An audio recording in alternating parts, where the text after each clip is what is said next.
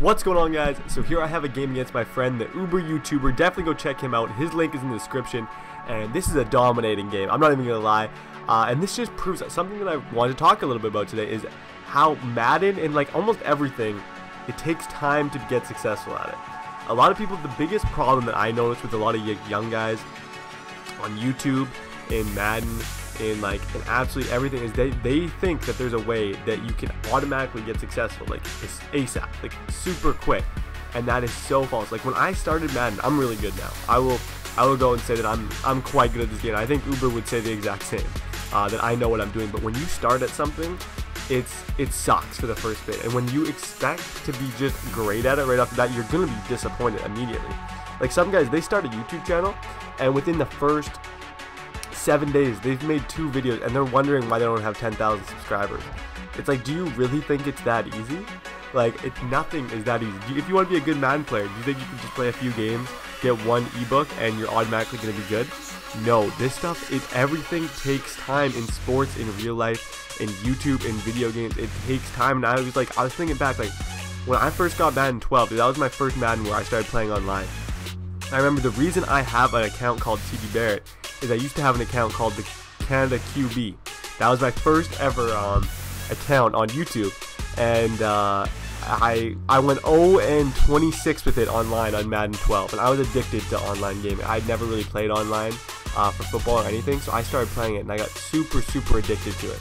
And I was 0-26, and then I started to get a little bit better. So I was like, hey, I want a clean slate, I want a clean record. So that's when I made the TDBarrett name. It literally just changed me. I was like, touchdown. I like getting touchdowns because I'm a football player, and I like, my last name is Barrett. I was like, hey, TDBarrett. So I started that account. I got super good at that game. I'm pretty sure that was the game I played the most games out of anything. I played probably 500 online ranked matches or something like that. Plus on Virgin Gaming, I played a bunch trying to make money and stuff. So that was kind of my start in the Madden thing. Like Madden, it did not just come immediately for me, like at all. And I'll also talk a little bit about the same thing with YouTube. YouTube doesn't come fast either. YouTube is one of the slowest, toughest things ever. Honestly, I don't think I've ever had something tougher to get like successful at than YouTube. First of all, you have to have a lot of talent. You have to know what you're doing. You have to have good editing software. You have to have all the equipment. But even if you're making amazing content, you got to get noticed. And getting noticed, it's like starting from nothing. It's like you literally start off with 0 views, 0 subscribers. That's how my channel started off. 0 views, 0 subscribers. I made 1 video, and then it just keeps going. You got to work hard. It's not going to happen in one day. That's why when people who only have made 4 videos ask me for shoutouts, I'm like, no.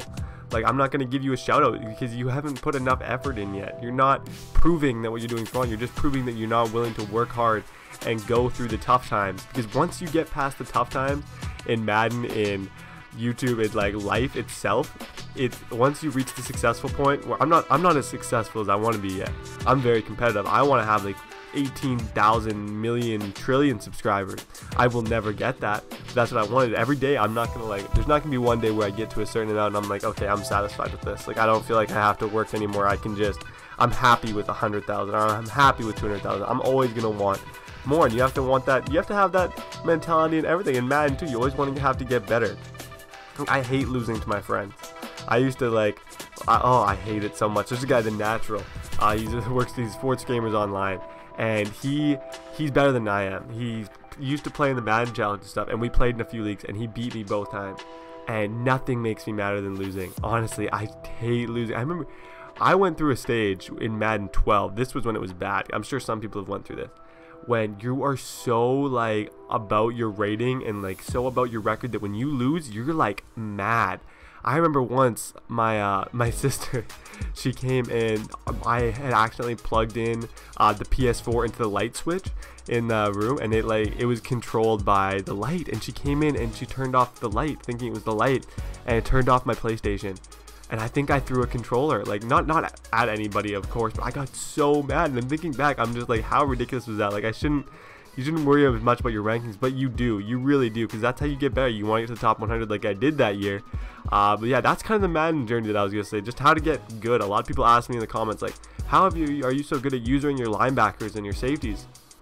That takes time. And another huge tip that I will give everybody is try and avoid using your D lineman. As easy as it seems to use your D lineman, you are handicapping yourself, because the good players are the ones that can cover like 3 people with their user.